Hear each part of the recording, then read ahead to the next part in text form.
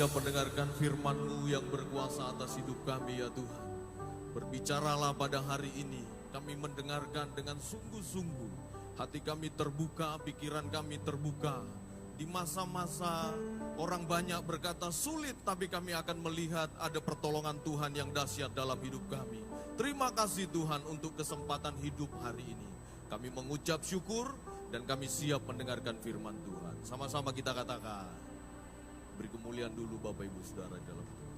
Haleluya. Shalom saudaraku, shalom. Baik saudara yang ada di tempat ini ataupun di rumah masing-masing. Satu hal yang ingin saya sampaikan di awal khotbah atau renungan hari ini adalah Tuhan Yesus tetap baik bagi kita. Yang setuju katakan amin. Saya akan berbicara dari Lukas pasal 13 ayat 23. Lukas pasal 13 ayat yang ke-23. Lukas pasal 13 ayat yang ke-23 Bapak Ibu Saudaraku.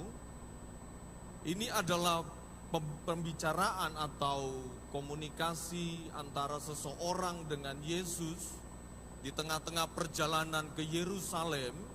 Dan ketika itu ada seorang yang bertanya kepada Yesus dengan berkata, sedikit sajakah orang yang akan diselamatkan? Dia bertanya kepada Yesus. Tentu yang perlu kita tanya sekarang adalah apa yang mendasari dari pertanyaan ini. Karena memang Lukas pasal 13 ayat 23 berkata, dan ada seorang yang berkata kepadanya, Tuhan, sedikit sajakah orang yang akan diselamatkan? Saudara-saudaraku, kita tahu bahwa hal yang paling penting dalam hidup ini bukanlah bicara makan atau minum, bukan bicara tentang fasilitas dunia ataupun kenikmatan-kenikmatan dunia, tetapi ada sesuatu yang lebih penting, bicara tentang keselamatan. Tentu kalimat ini menunjukkan ada sebuah rasa takut atau kekhawatiran atau kecemasan dari seseorang yang berjumpa dengan Yesus. Kemudian dia mengatakan kekhawatirannya dengan berkata, apakah sedikit saja orang yang akan diselamatkan, saudara-saudara? Tentu ini bukan hanya sekedar pertanyaan yang dituliskan di dalam Lukas. Ini juga menjadi pertanyaan buat kita hari-hari ini.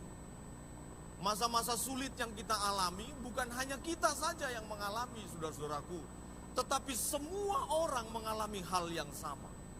Nah, mari kita melihat satu teks lagi sebagai pengantar di 2 Korintus pasal yang ke-5 ayat yang ke-9. 2 Korintus pasal yang ke-5 ayat yang ke-9 dan ke-10. Firman Tuhan berkata demikian.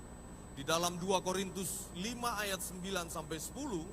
Sebab itu juga kami berusaha. Jadi ada kata berusaha, baik kami diam di dalam tubuh ini. Jadi berusaha itu di dalam tubuh jasmani ini, saudara-saudaraku, maupun kami diam di luarnya. Supaya kami berkenan, perhatikan baik, berusaha untuk berkenan kepadanya.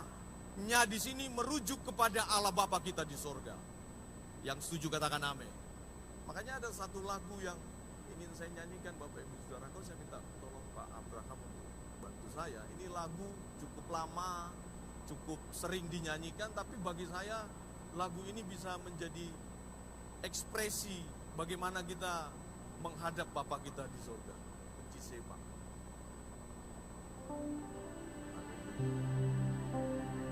Ku sanjung Kau di tempat tinggi, sebab Engkau Imam besar agung. Ku sanjung Kau lebih dari yang lain,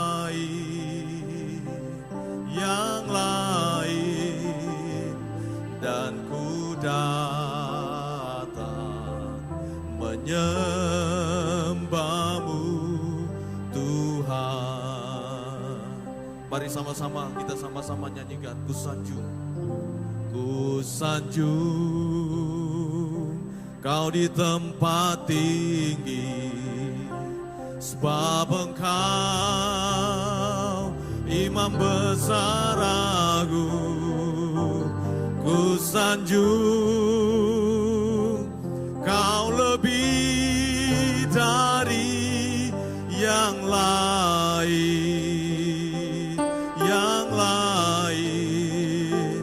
dan ku datang menyembahmu Tuhan. Yang setuju katakan amin. Makanya ada dua kata ini. Yang pertama berusaha. Di dalam usaha kita itu tujuannya ada supaya kita berkenan. Nah, berkenan di sini bukan hanya sekedar hebat, berprestasi, itu juga berkenan. Tapi jauh lebih penting, Korintus atau Paulus berkata kepada jemaat di Korintus, sebab kita semua harus menghadap takhta pengadilan Kristus. Jadi tujuan berkenannya itu bukan hanya prestasi di dunia, tapi kita mempersiapkan diri menghadapi takhta pengadilan Kristus, saudara-saudaraku. Haleluya. Makanya definisi-definisi setiap teks-teks Alkitab kita itu harus kembali lagi kepada Alkitab. Tidak kepada antroposentris, artinya berangkat dari manusianya kita. Harus kristosentris atau teosentris, mengarah kepada Bapa kita di sorga. Membaca teks Alkitab juga begitu, saudaraku. Pertolongan Tuhan itu bukan hanya sekedar yang tidak bisa makan diberi makan. Bagaimana nanti kalau Tuhan berkata jangan beri makan? Kalau tidak bekerja jangan diberi makan. Nah, makanya kita harus bisa melihat bagaimana cara Tuhan memelihara hidup kita dengan skop yang lebih besar, paradigma yang lebih besar, Bapak Ibu Saudaraku. Yang setuju katakan amin. Ya, kita lihat sekarang gereja seperti seragam hari-hari ini. Seragam dalam arti tema-tema khotbahnya itu seperti seragam. Yang pertama biasanya jangan takut. Yang kedua jangan khawatir. Tetapi Lukas 13 ayat yang ke-23, ada ternyata kekhawatiran yang bersifat ilahi atau kudus. Khawatirlah kalau nanti hidup kita tidak masuk dalam kemah abadi, Bapak Ibu Saudara. Nah, kalau begini paradigma kita, tidak ada lagi hal yang lebih menakutkan daripada tidak masuk surga. Yang setuju katakan amin. Nah, apa yang terjadi sekarang? Ya bisa saja ya, kita mengalami penderitaan, sesuatu yang tidak harus kita tanggung. Karena Petrus pun sudah menuliskan dalam surat yang pertama kepada orang-orang Ibrani, Bapak Ibu Saudara. Petrus berkata, seharusnya kita bersyukur. Adalah kasih karunia jikalau kita menderita sesuatu yang tidak harus kita tanggung. Bukan karena kesalahan, tapi melakukan kebenaran, kita menderita, Bapak Ibu Saudara. Kita tidak berbuat apa-apa, tapi kita masuk dalam masa-masa sulit. Nah, di sini paradigma itu penting. Yang ngomongnya sih enak, Bapak Ibu Saudaraku. Nanti keluar dari tempat ini atau selesai menonton ibadah online ini atau live streaming ini, nah di situ pembuktiannya. Haleluya. Ini firman Tuhan, bukan teologi seseorang, tapi ini perkataan firman. Sebab kita semua harus menghadap takhta pengadilan Kristus supaya, nih perhatikan, supaya setiap orang memperoleh apa yang patut diterimanya. Katakan amin. Maka yang patut kita terima itu sesuai dengan perbuatan kita. Orang yang dituntut lebih akan menerima lebih. Atau sebaliknya, orang yang menerima lebih akan dituntut lebih. Nah, ini firman Tuhan. Apa yang patut diterimanya sesuai dengan yang dilakukannya di dalam hidupnya, baik ataupun jahat. Nah, ini kesempatan-kesempatan kita, Bapak Ibu Saudara. Hari-hari ini saya senang menulis berkaitan dengan tuntutan menjadi seorang pengajar ataupun dosen. Sekarang saya menulis di 1 Petrus pasal 2 ayat 18 sampai 25. Sebelumnya saya mengeksposisi di 1 Korintus pasal yang pertama ayat 4 sampai yang ke-9 bicara mengucap syukur. Mengucap syukur. Lawan kata dari mengucap syukur ini adalah bersungut-sungut. Tidak pernah puas dengan kehidupan. Atau yang bisa disejajarkan dengan mengucap syukur ini, perkataan Paulus yang lain menggunakan kata bersukacitalah. Senantiasa. Bersukacita diembel-embeli kata senantiasa, mengucap syukur pun ditempatkan setelah kata senantiasa mengucap syukur. Padahal mengucap syukur ini menggunakan di dalam 1 Korintus menggunakan kata ekaristeo. Sesuatu yang dilakukan secara berulang dengan kualitas yang sama. Jadi mengucap syukur itu bukan karena kita bahagia, senang saja, tapi pada waktu tidak mengalami kebahagiaan pun harusnya mengucap syukur. Amin. Paulus itu menekankan kata ekaristeo menggunakan kata senantiasa lagi. Pantote, jadi pantote ekaristeo. Senantiasa harus wajib gaya hidup dan dilakukan berulang-ulang kali. Baik dalam keadaan sulit seperti sekarang, maupun nanti ketika situasi kita jauh lebih baik. Yang setuju katakan amin. Nah di sini baru kita bisa mengerti bahwa pembentukan Tuhan itu memang luar biasa Bapak Ibu Saudara. Saya di usia yang relatif cukup muda ini pun berusaha untuk benar-benar memahami firman dengan sungguh-sungguh. Dan kita semua sama Bapak Ibu Saudara. Baik saudara yang ada di sini maupun Bapak Ibu Saudara atau jemaat Tuhan yang ada di rumah. Nah ini kesempatan kita. Tidak ada alasan lagi dalam situasi online ibadah atau live streaming begini, tidak ada alasan lagi untuk tidak beribadah. Semua harus beribadah. Di balik derita ada manfaat-manfaatnya. Ya mungkin beberapa orang juga berpikir bahwa situasi ini juga tidak berpengaruh apa-apa. Bahkan tidak takut dengan situasi pandemi ini. Tetapi yang lain bisa khawatir luar biasa. Bukan karena pandeminya, tapi efek dari pandemi ini. Bagaimana dengan bisnisku, tokoku, kemudian bagaimana dengan uang sekolah anak-anak yang belum dibayar, kontrakan yang belum dibayar, kemudian apalagi tuntutan ekonomi juga semakin hari semakin tinggi. Ini memunculkan banyak kekhawatiran, saudara-saudara. Kami pun sebagai pendeta atau rohaniawan, masih manusia biasa mengalami kekhawatiran yang sama. Tapi kan firman Tuhan ingatkan bahwa pencobaan yang kita alami adalah pencobaan-pencobaan yang biasa yang tidak melampaui kekuatan kita.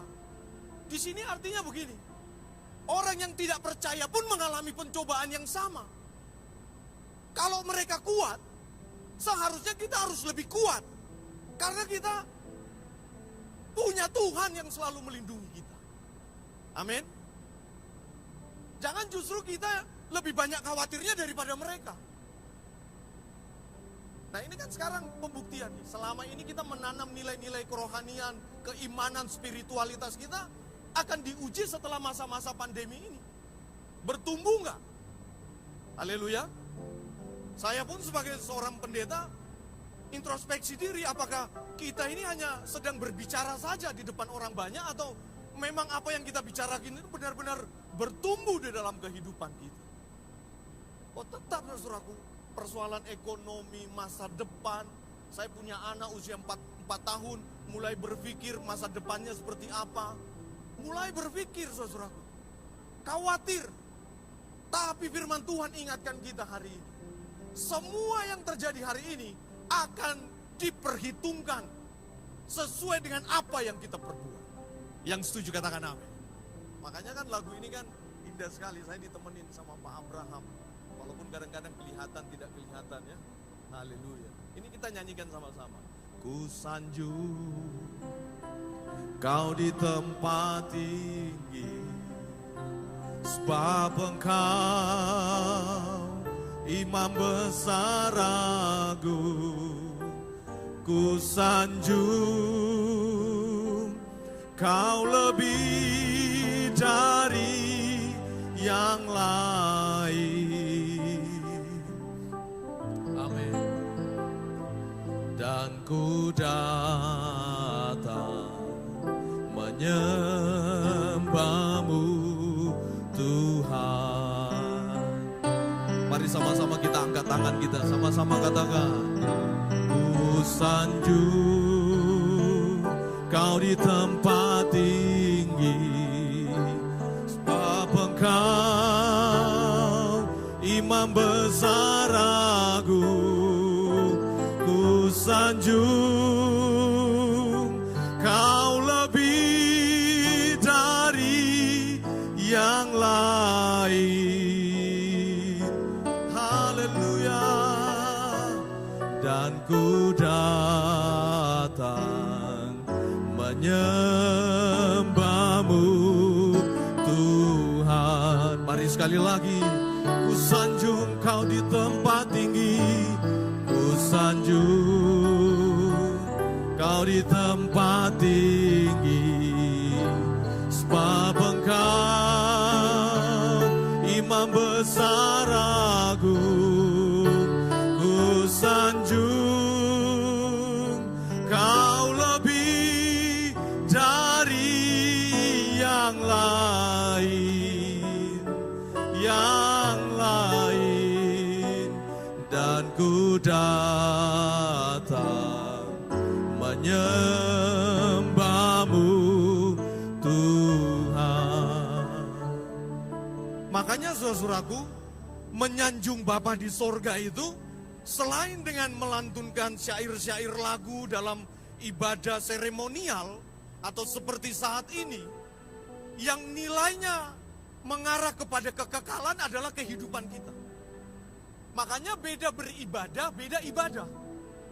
Kalau beribadah itu seremonial, sama-sama corporate, berjamaah. Nah nanti ketika keluar dari sini, itu ibadah kita.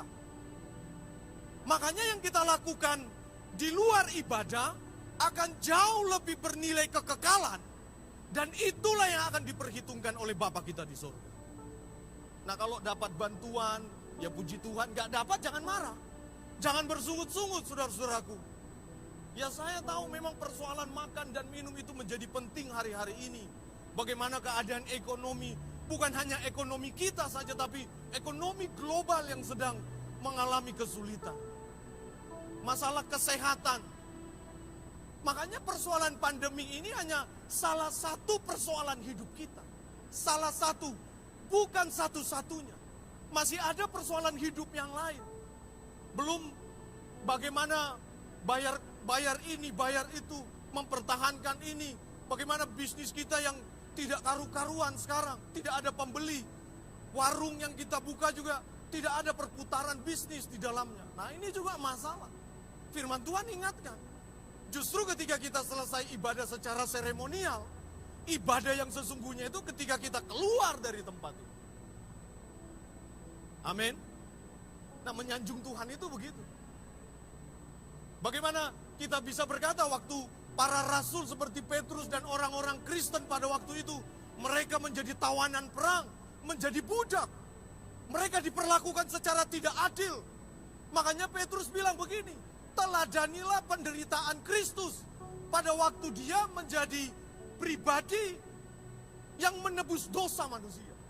Di satu sisi Yesus sebagai perwakilan dosa, di saat yang sama dia juga menjadi teladan kehidupan kita. Nah ini menjadi gaya hidup kita Bapak Ibu Saudara. Tidak gampang, tapi satu-satunya cara seperti ini. Tidak gampang. Ya saya beberapa kali ketemu dengan jemaat, kemudian yang dibahas itu selalu gak jauh dari pandemi. Padahal tahu gak saudaraku, pandemi ini bisa berulang dan beragam. Sekarang COVID-19, besok bisa pandemi yang bersifat yang lain. Makanya kita harus menyesuaikan diri. Di balik derita, ada janji Tuhan yang akan tergenapi. Yang setuju katakan amin. Nah makanya bersyukur saja di situasi ini. Udah bergerak, ya udah berjalan. Walaupun mau pergi ke kantor juga ada rasa was-was. Ya saya sebagai bapak rumah tangga, ya mau tidak mau tetap bertanggung jawab menghidupi keluarga, tetap kita jalani. Ya cuma nanti seleranya mulai turun. Biaya hidupnya kita turunkan. Karena penghasilan juga mulai turun. Ya udah cukupkanlah dirimu dengan apa yang ada padamu, sudah cukup. Hanya ada tempe, tahu dan nasi, ya sudah cukup. Kita nikmati saja. Makan saja. Amin. Nah ini cara kita. Jadi kalau kita sekarang bisnis, ada bisnis-bisnis yang lain yang bisa berjalan dengan baik. Ada karyawan yang ya walaupun masa pandemi dia masih dapat penghasilan yang utuh. Ya bersyukur karena ada yang tidak utuh. Nah ini firman Tuhan ajarkan kita begitu saudara-saudaraku. Tidak ada yang lebih membahagiakan ketika kita menerima janji masuk dalam kerajaan surga. Tidak ada yang lebih membahagiakan. Selama pandemi saya menguburkan 2 orang jemaat kita di rayon 18, saudara. Waktu itu tentu mendampingi gembala rayon kita Pak Andi, dan kemarin kita dengan tim penggembalaan juga harus menguburkan salah satu jemaat. Nah di situ kita baru bisa merefleksi diri. Bagaimana kehidupan kita ini seperti uap yang kadang sekarang ada, besok tidak ada. Tidak dalam usia yang terlampau tua juga, saudaraku. Nah hidup kita itu sekarang, hidup itu seperti nilainya itu biasa-biasa saja. Nah sekarang kita bisa memperhatikan firman Tuhan. Nah gunakan kesempatan itu sekarang. Belum tentu besok saudara bisa dengar firman Tuhan yang sama. Makanya sungguh-sungguh ada kesempatan sungguh-sungguh dengar firman Tuhan. Sekarang masih bisa ibadah online atau live streaming. Ada waktunya nanti mau ibadah aja nggak bisa. Menyebut nama Tuhan, sanksinya itu kematian. Nah kadang-kadang kalau tidak bernilai materi, kita tidak menghargai, ya kan? Ibadah saja belum tentu sungguh-sungguh. Nah ini kita diajarkan sekarang, ibadah sungguh-sungguh. Mumpung gereja kita masih bisa melakukan ibadah live streaming, nikmati. Ada gereja-gereja yang lain tidak bisa, karena fasilitas dan kesempatan. Ini kesempatan kita Bapak Ibu Saudaraku. Nah kita masih hidup juga sekarang, ya puji Tuhan. Haleluya. Nah sekarang kan makin kelihatan umur 70 itu belum tentu lebih awal daripada umur 40 atau 30 tahun. Anak-anak aja sekarang kalau nggak jaga kesehatan bisa dipanggil Tuhan. Nah ini ingatkan ini. Kekhawatiran kita itu justru bukan hanya bicara ketika kita mati, tidak. Kekhawatiran itu kalau kita mati kita tidak masuk dalam kerajaan Bapa kita di surga. Yang setuju katakan amin. Nah ini terakhir nih kesempatan.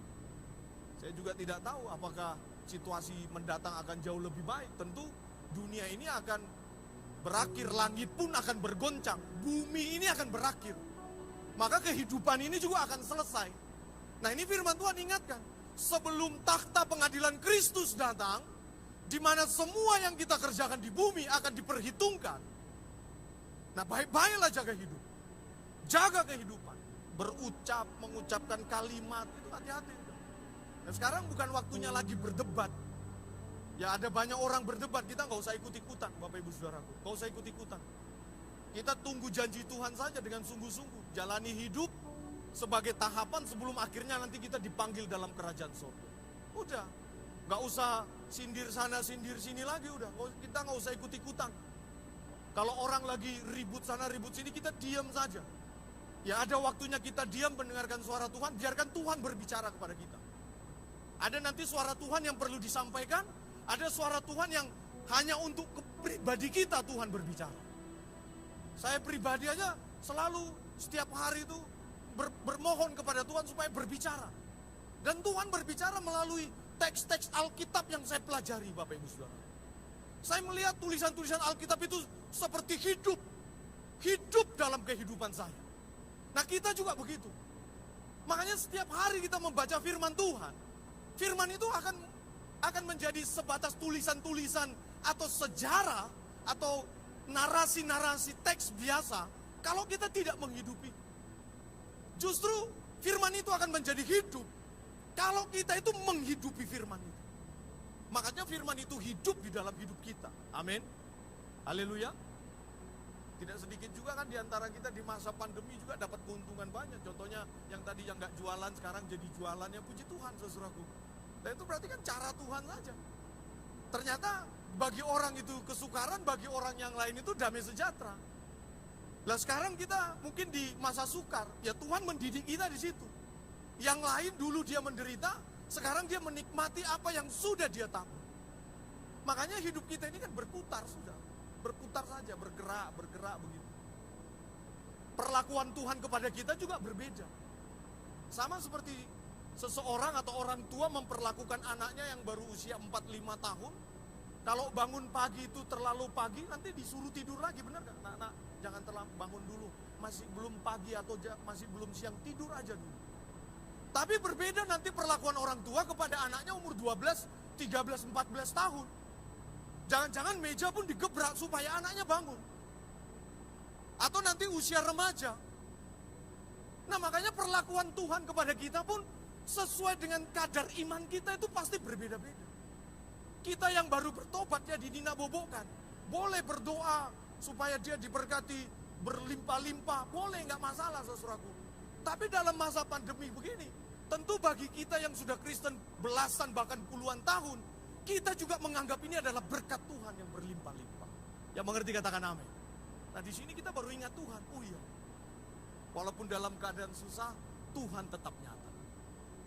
Haleluya. Kalau di sekeliling saudara ada suami, istri, anak-anak, coba boleh towel bilang, Tuhan pun mengerti apa keinginanmu sebenarnya. Iya kan? Walaupun saudara di rumah, saya di gereja, bersama dengan rekan-rekan di sini, ya kita itu sama-sama beribadah, merujuk atau mengarah kepada Bapa kita di sini. Ini firman yang mengingatkan kita. Ingatlah ini, bahwa situasi ini adalah situasi yang mendatangkan kebaikan, walaupun kita di masa-masa yang sulit. Tuhan Yesus memberkati. Beri kemuliaan untuk Tuhan. Haleluya. Mari kita nyanyikan lagu. Kusanjung kau di tempat yang tinggi. Kalau Bapak Ibu ada di rumah, mari bangkit berdiri. Kusanjung kau di tempat tinggi, sebab Engkau Imam besar aku. Kusanjung Kau lebih dari yang lain, dan ku datang menyembahmu Tuhan. Haleluya. Ku sanjung kau di tempat tinggi, sebab Engkau Imam besar agung. Ku sanjung kau lebih dari yang lain,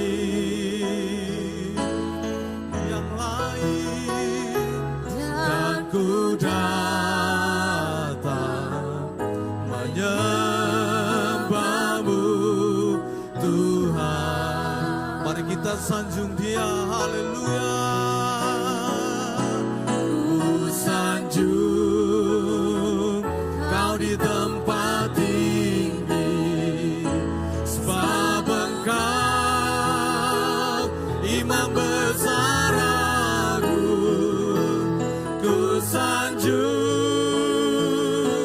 kau lebih dari yang lain, haleluya.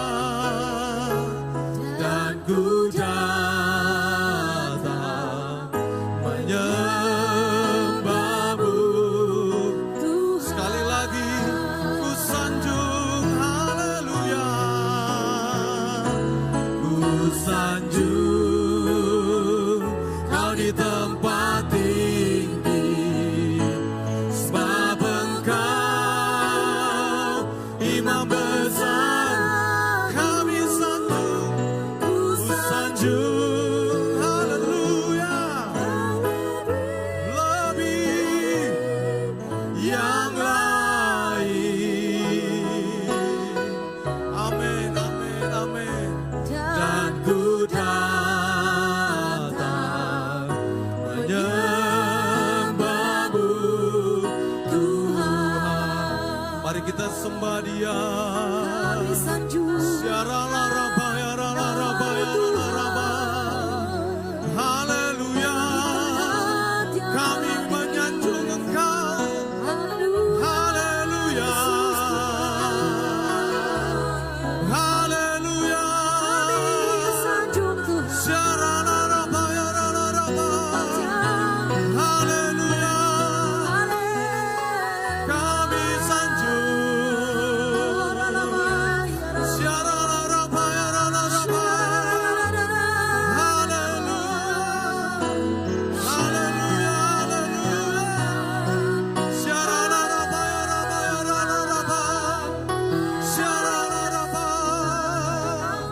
Terima kasih Tuhan. Haleluya.